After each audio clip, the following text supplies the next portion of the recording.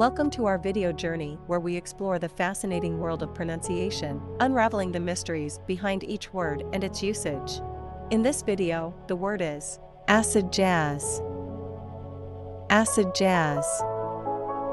Acid jazz.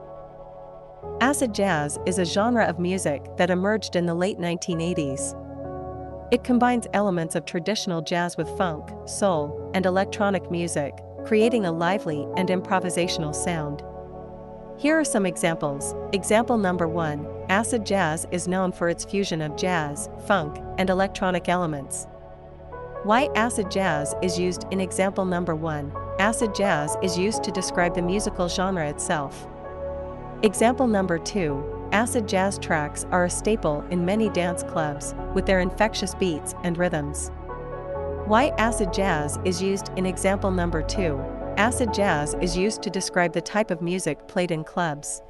Stay tuned for more linguistic wonders and join us in unlocking the magic of language. Thanks for watching, and until next time, keep speaking, writing, and embracing the beauty of words.